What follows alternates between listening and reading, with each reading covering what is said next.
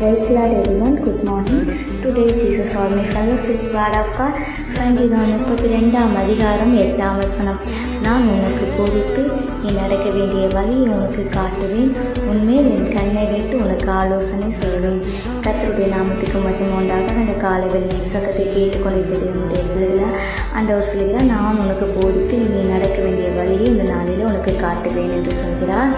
ஒரு வாலிபன் தன்னுடைய வாலிப பிரயாசத்தில் கர்த்தரிடம் சொன்னதே, ஆண்டவரே நான் படிப்பறிவு இல்லாதவன், எழுத்து கூட்டி கூட எனக்கு வாசிக்க தெரியாது, ஆனால் எனக்கு உங்களுடைய வேதத்தை படிக்க வேண்டும் என்று ஆர்வம் இருக்குது, எனக்கு நீ போதியும் என்று மிகுந்த வாஞ்சியோடு கேட்டானாம். ஒரு நாள் கர்த்தர் அவனுக்கு தரிசனமாகி மேகத்தில் எழுத்துக்களை உண்டாக்கி அவனுக்கு போதித்தாராம். இன்று அவர் வேதத்தை கற்று ஒரு நல்ல ஊழியக்காராக இருக்கிறார். எனக்கு எல்லாம் தெரியும், என்னுடைய சுயபலத்தால் நான் சாதித்து விடுவேன் என்று சொல்லும்போது கர்த்தரால் நீங்கள் போதிக்கப்பட முடியாது.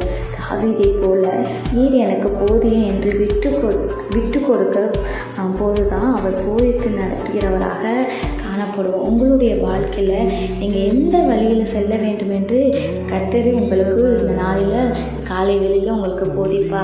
அது மட்டும் இல்லாமல் உங்கள் மேலே கண்ணை வைத்து உங்களுக்கு ஆலோசனையும் சொல்லும்படியான கிருபையை இந்த நாளில் ஆண்டவர் தருவார். கர்த்தர் தாமே இந்த வார்த்தையை கொண்டு உங்களை ஆசீர்வதிப்பாராக.